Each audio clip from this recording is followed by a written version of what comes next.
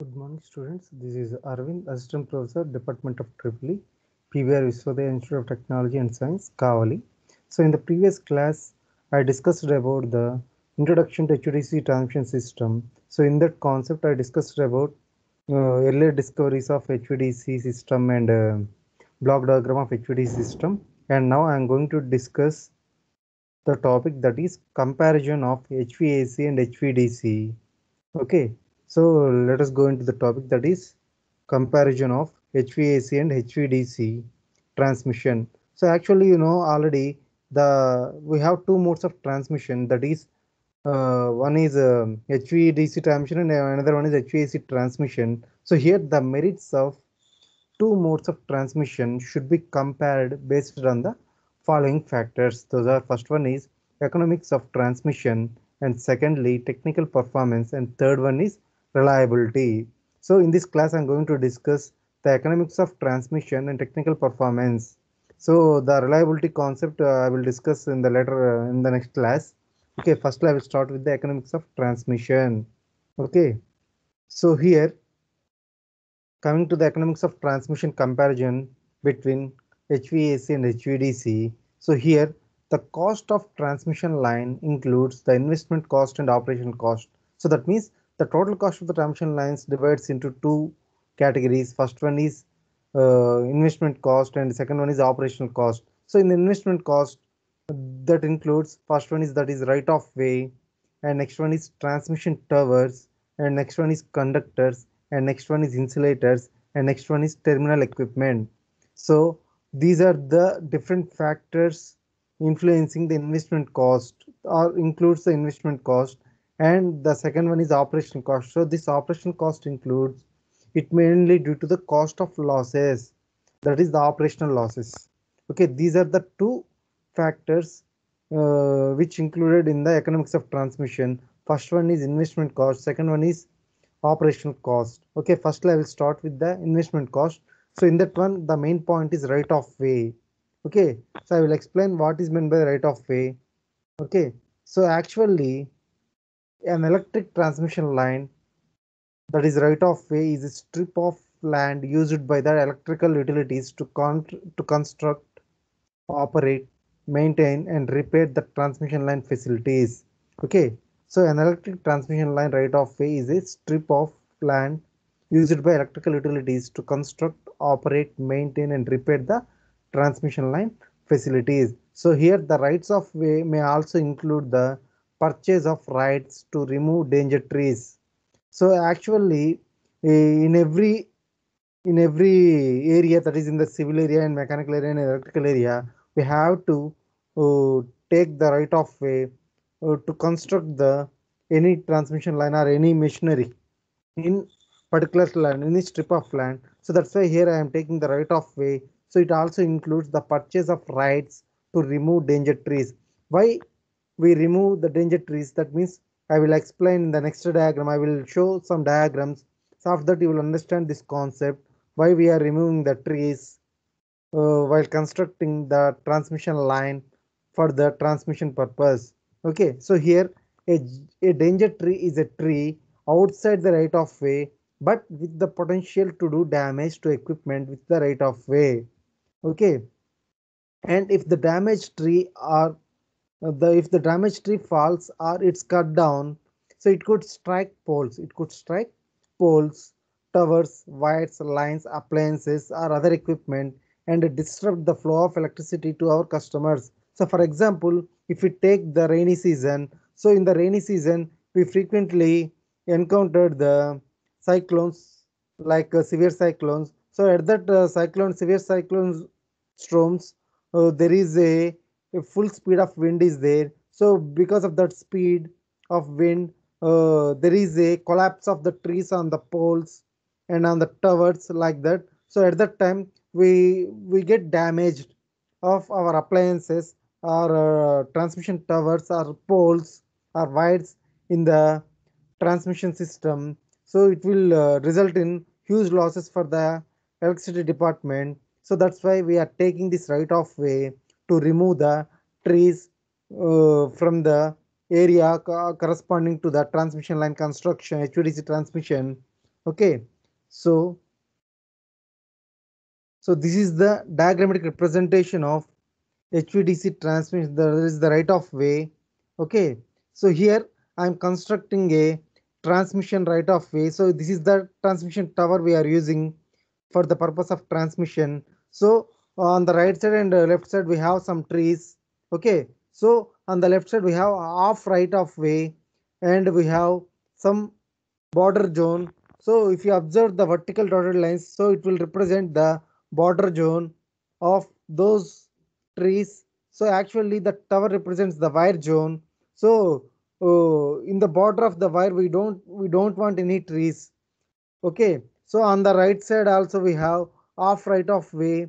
So by using these we have to take the right of way for the construction of the transmission line in the particular area on the strip of the land.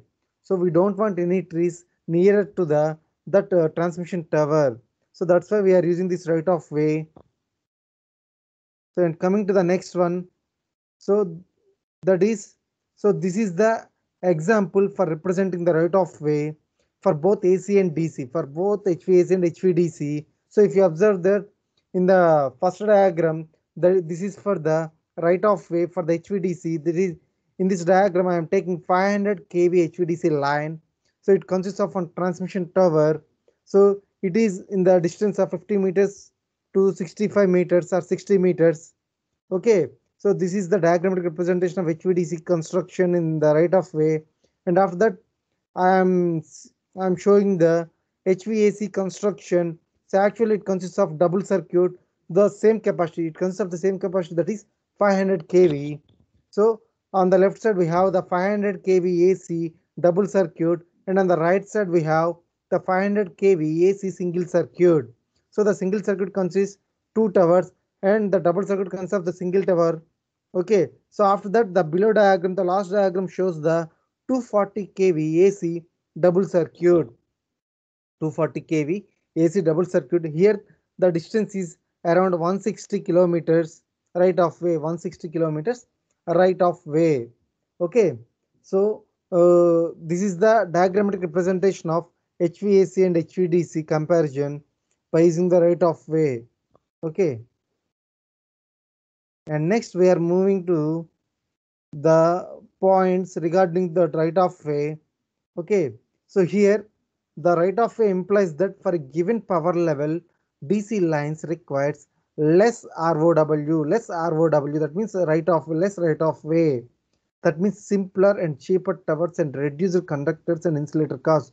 So actually for the transmission of HVDC, in the right of way we have to use the towers, transmission towers, that too in the smaller size and cheaper cost, and reduced conductors and insulator cost also. Why? Because in the investment cost only we include this conductors and insulator costs also. That's why we have to reduce the conductors and insulator costs. So that's why I'm putting this point, that is, this implies that for a given power level, DC lines requires less right of way, simpler and cheaper towers, and reduced conductors and insulator costs. And the power losses are also reduced with DC, as there are only two conductors are used. So in the HVDC, we used only two conductors for the power transmission. That's why we have lesser power losses compared to the HVAC. Why? Because in the HVAC we are using the three conductors. So here the conductor number is increasing. That means the power losses are increasing compared to the HVDC. So here the power losses are also reduced with DC, as there are only two conductors are used, and there is no skin effect with DC is also beneficial in reducing power loss marginally. So what is meant by the skin effect? So in the HVAC we have the skin effect. Why? Because there is a non-uniform distribution of current around the conductors. That's why we have the skin effect in the HVAC. But in the HVDC we don't have this skin effect because there is no non-uniform distribution of current. That means here we have the uniform distribution of current. That's why we don't have the skin effect problem in the DC. So there is no skin effect with DC is also beneficial in reducing power loss marginally. and the dielectric losses in case of power cables is also very less for DC transmission. So here the dielectric losses are also less in the power cables for the DC transmission, but in the HVAC we have the dielectric losses in case of power cables in the HVAC. Okay, so coming to the next one, that is, so the corona effects. So in the HVDC we don't have any corona effects, but in the HVAC we have the corona effects. So what is meant by the corona effects? Okay, so the phenomenon of violet glow, the phenomenon of violet glow, the formation of ozone gas, the formation of ozone in the overhead transmission line, and at the operation time it produces the hissing noise, that is called the corona effect in the HVAC. So mainly the skin effect, dielectric losses and corona effects and ferrant effect also produced in the HVAC only, in the HVAC only. That's why the corona effects tend to less significant on DC conductor than for AC, and this leads to choice of economic size of the conductors with DC transmission. So from these points we are concluding that the Ferranti effect, the skin effect and the corona effect are higher in the HVAC lines compared to the HVDC lines. Okay, so here I will show one diagrammatic representation or graph to explain this economics of transmission, why we preferred HVDC instead of HVAC means. So here we are taking a break even distance. Okay, so what is meant by the break even distance? So here the break even distance is 1 at which the cost of the two systems is the same. So up to the break even distance, the cost of the two systems, that is HVAC and HVDC system, is the same. So that is it is understood from the below figure, that is I will show the diagram. So this one, so here the diagram is drawn with the graph is drawn between cost versus distance. Okay, for both HVAC and HVDC we are drawn this diagram. So this is the relative cost of HVDC and HVAC transmission lines versus distance. Okay, so on the y-axis I am taking the cost and on the x-axis I am taking the distance. So if you observe this graph, so I drawn two graphs, one is for the AC and one is for the DC line. So here if you observe the graph, so the dotted line gives the AC line and the thick line gives the DC line. So if you observe this, the break-even distance is 400 to 700 kilometers. So up to this break-even distance, the cost of HVAC and HVDC is same. So whenever the break-even distance is increased, so at that time the cost of AC line is increasing and the cost of DC line is decreasing. That's why we are preferring the DC line over the long distances. Okay, that's why we are preferred DC line, HVDC line compared to the AC line. Okay, so that's why I mentioned this point. So this is understood from the below figure that a DC line is economical for long distances which are greater than the break-even distance. Okay, a DC line is economical for long distances which are greater than the break-even distance. Okay, and next, the DC transmission, coming to the technical performance. So up to now we discussed about the economics of transmission, and now we are moving to the next concept, that is technical performance. It is also one of the comparison of AC and DC transmission. So the technical performance, coming to the technical performance, so here the DC transmission has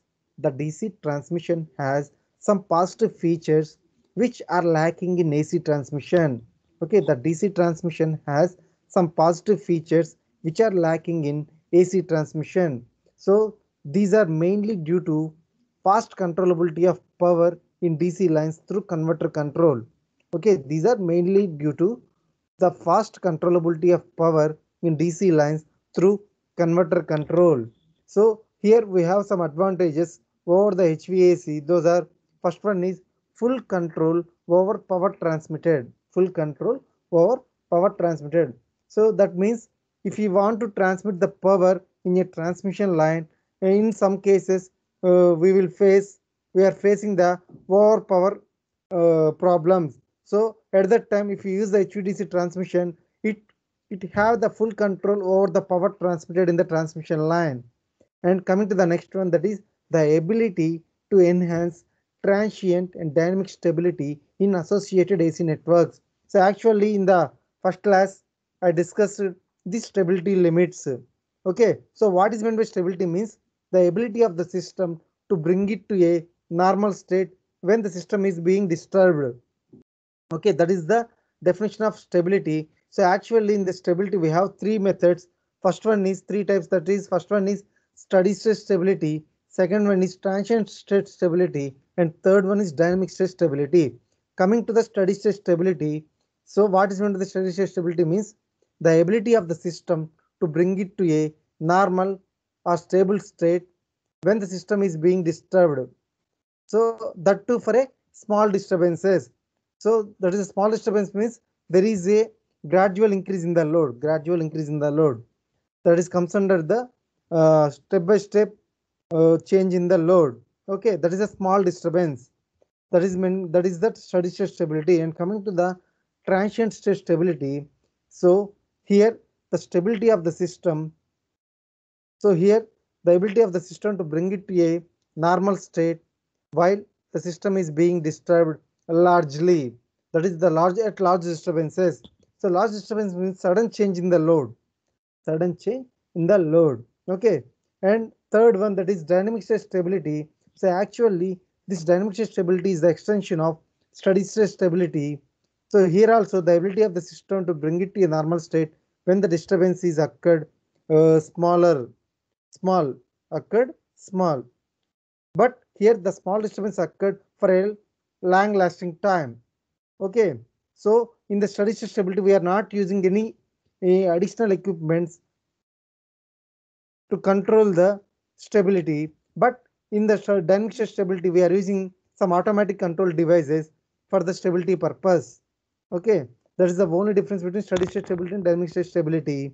So here the ability to enhance transient and dynamic stability in associated AC networks. Why I am mentioning the associated AC network means the stability problems are occurred in only AC networks. Okay, next, fast control to limit fault currents in DC lines. Okay, fast control to limit fault currents in DC lines. So for example, if we take one transmission line, so in the transmission line, the current is flowing. So at any point the fault occurs. So at that time the fault currents are produced in the DC lines. If we want to limit the fault currents in DC lines in a quick manner, we have to use this HVDC transmission line. Okay, that's why I mentioned this point, that is fast control to limit fault currents in DC lines. So this makes it feasible to avoid DC breakers in two terminal DC links. Okay, this makes it feasible to avoid DC breakers in two terminal DC links. Okay, next.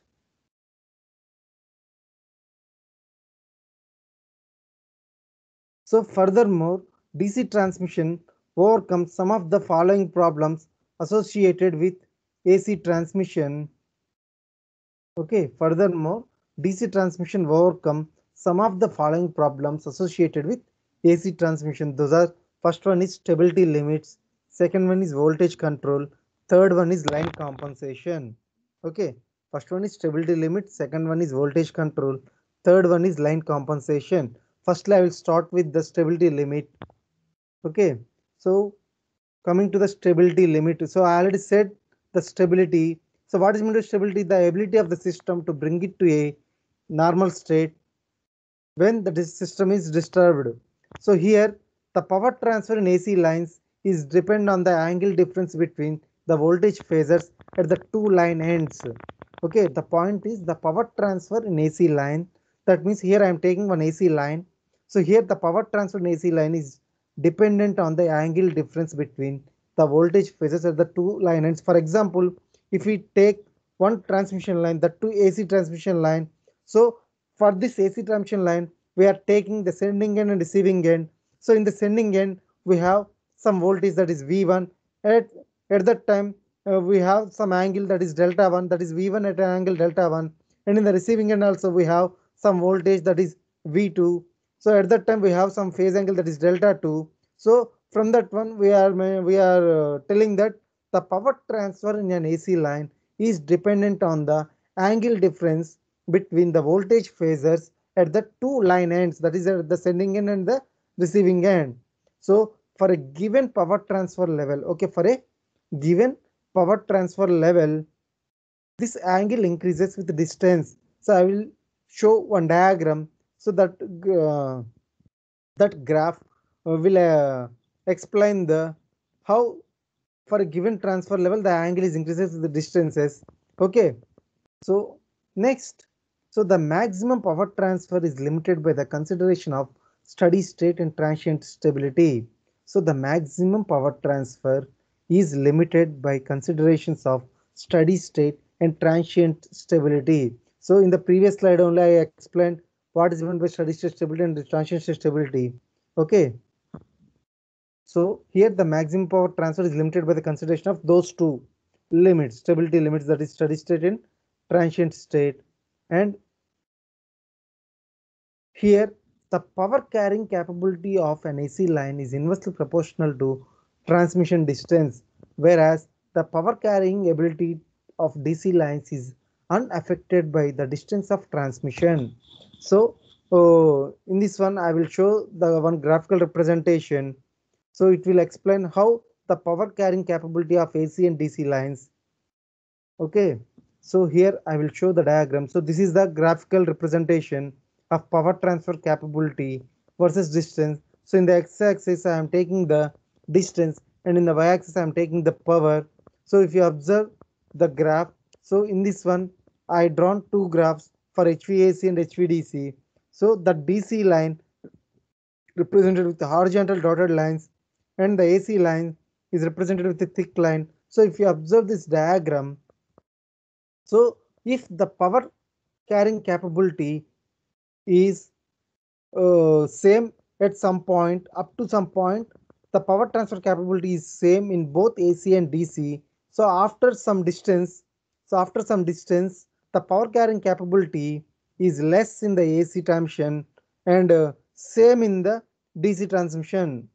That's why I am told the point. I mentioned one point, that is this one, the power carrying capability of an AC line is inversely proportional to transmission distance. That means if we increase the transmission distance, there is a decrease in the power carrying capability of AC line, whereas the power carrying capability of DC lines is unaffected by the distance of transmission.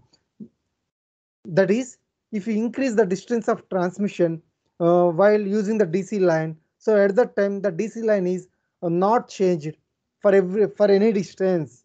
That's why I mentioned this one, this graph. Okay, so by seeing this graph we understand that point, the power transfer capability of AC and DC lines. Okay, and next,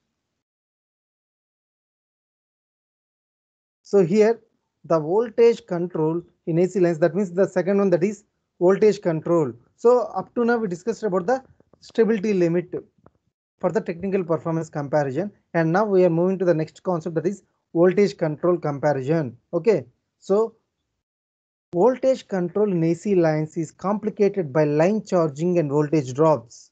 Okay, voltage control in AC lines is complicated by line charging and voltage drops. Why? Because in a power system we have uh, capacitors and inductors.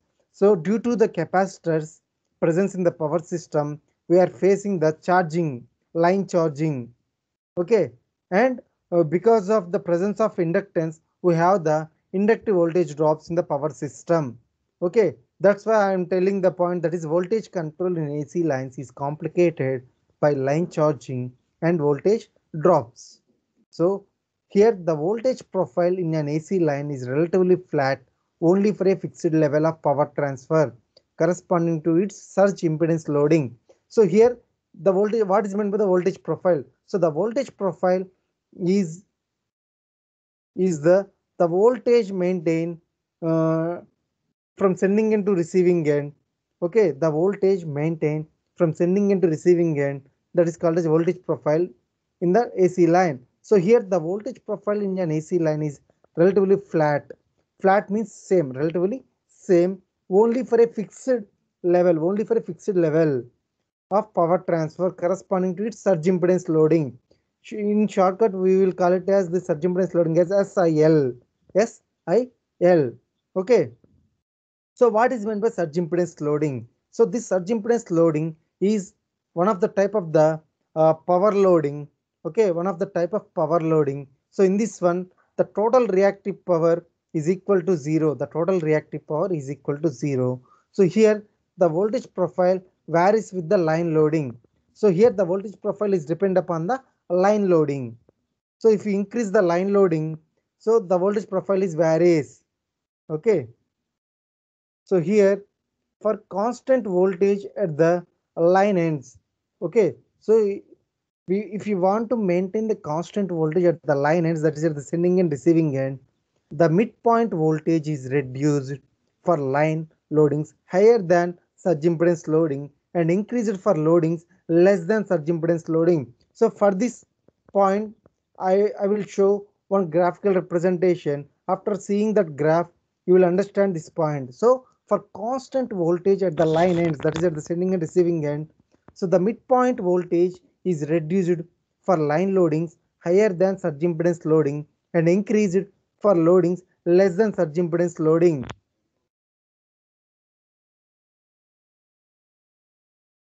So that is this one. So this is the graph of variation of voltage along the line. Variation of voltage along the line. So here I am taking one line, that is the horizontal line. Okay. So for that line, we are taking the voltage from sending end to receiving end. So on the left side, I am taking the sending end. That is at that time the voltage at the sending end is Vs, and in the receiving end, that is on the right side of this diagram. So here at the receiving end, we have the voltage that is Vr. Okay. So at both the ends, the voltage is constant. That is at sending end, that is Vs is equal to V, and the receiving end, the voltage is Vr is equal to V. So here I am mentioning one point, that is the midpoint voltage. So here the midpoint voltage is increasing and decreasing. That's why I am taking the curve. So that represents the midline voltage. Okay. So if you observe this diagram, so here I am mentioning the midline, that is Vx. So here x is the distance of the sending end, distance of sending end. So the midline voltage is present in between the sending and receiving end voltages. Okay, that is represented with Vx. Okay, so here I am taking the line length, that is L, that is the total length of the line. So here if you observe the diagram, so here the at the midpoint the power is same, that is P is equal to Pn. So at the sending end, in between the sending and receiving end, the power is less than the main power, that is P is less than Pn. So and in between the midpoint to the receiving end, the power is greater than the main power, that is P is greater than Pn. That is the line power. Okay, P is greater than Pn. Okay. So if you want to maintain the constant voltage at the two ends, it requires reactive power control. Okay, if you want to maintain the constant voltage at the two ends, it requires reactive power control as the line loading is increased. As the line loading is increased, so the reactive power requirements increase with line length. So that's why I shown the diagram. So the reactive power requirements increase with line length. Okay.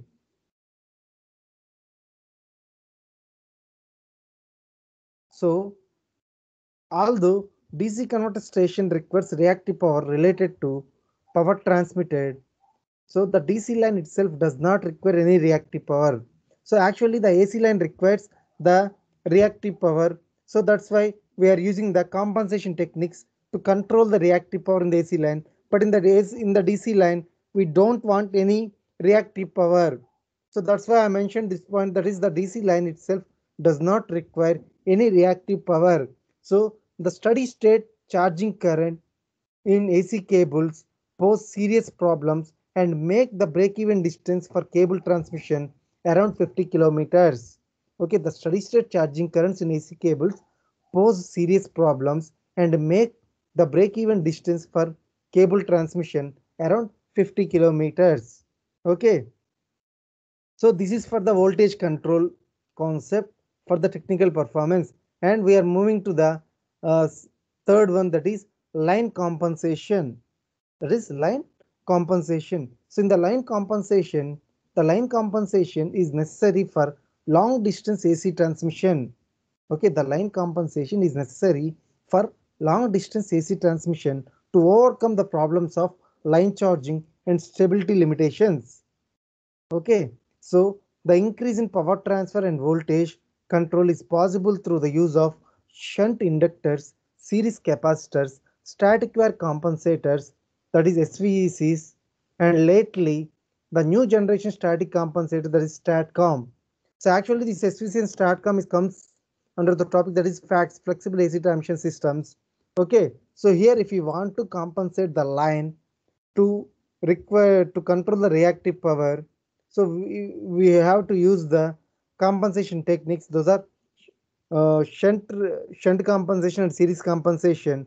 So for the shunt compensation we have to use the shunt inductors, and for the series compensation we have to use the series capacitors. So in that one we have to use SVCs and STATCOMs. Okay, if you want to increase the power transfer and voltage control, so is possible through the use of these. Okay, so in case of DC lines, such compensation is not needed. Okay, so in the case of DC lines, such compensation is not needed. For in the case of AC lines, such compensation is needed. Okay, so next coming to the problems of AC interconnection. So this is also comes under the comparisons only. So why? Because if we know the problems of AC interconnection, so uh, we have to overcome the problems of AC interconnection by using the DC. So firstly, the interconnection of two power systems, that is, in this one we are taking two power systems. For example, we are taking the two power systems. Okay, one is at the sending end and another one is at the receiving end. So the interconnection of two power systems through AC ties requires the automatic generation controllers of both systems to be coordinated using tie line power and frequency signals. So even with coordinated control of interconnected systems, the operation of AC ties can be problematic due to, first one is the presence of large power oscillations, which can lead to frequent tripping, and secondly increase in fault level, and third one, transmission of disturbances from one system to the other. These problems because of these problems, the coordinated control of interconnected systems facing some problems. Okay, so here I am using the fast controllability of power flow in DC lines eliminates all of the three problems mentioned in the previous slide. Okay, so the fast controllability of power flow in DC lines eliminates all of the above problems. So furthermore, the asynchronous interconnection of two power systems can only be achieved with the use of DC links. Okay, so furthermore, the asynchronous interconnection of two power systems can only be achieved with the use of DC links. That is, asynchronous interconnection of two power systems means there is no presence of the same frequency of the two power systems. That means uneven frequency in the power systems. So at that time we are not using any AC ties. At that time we are using the DC ties or DC links. So coming to the last concept in the technical performance comparison of HVAC and HVDC, that is ground impedance. So actually in AC transmission, the existence of ground current or zero sequence current cannot be permitted in steady state. Okay, in AC transmission, the existence of ground current cannot be permitted in steady state due to the high magnitude of ground impedance, due to the high magnitude of ground impedance, which will not only affect efficient power transfer but also result in telephonic interference. Okay, because of these problems, the AC transmission, in the AC transmission, the existence of ground current cannot be permitted in steady state. So next, the ground impedance is negligible for DC currents. Okay, the ground impedance is negligible for DC currents, and a DC link can operate using one conductor with ground return. Okay, the ground impedance is negligible for DC currents, and a DC link can operate using one conductor with ground return. That is the monopolar operation. Okay, so here the ground return is objectionable only when buried metal structures are presented and are subjected to corrosion with DC current flow. Okay, the ground return is objectionable only when buried metallic structures such as pipes are presented and are subject to corrosion with DC current flow. So while operating in the monopolar mode, the AC network feeding the DC converter station operates with balanced voltages and currents. Okay, so while operating in the monopolar mode, the AC network feeding the DC converter station operates with balanced voltages and currents. So hence, single pole operation of DC transmission systems is possible for extended period, while in AC transmission, single phase operation is not feasible for more than a second. Okay, so single pole operation of DC transmission systems is possible for extended period, while in AC transmission, single phase operation is not feasible for more than a second. Okay, so these are the different concepts for the comparison of HVAC and HVDC. So in this class, we discussed the comparison of HVAC and HVDC. So in that concept, we explained about the economics of transmission, and lastly we discussed technical performance of HVDC transmission. So thank you for watching this video.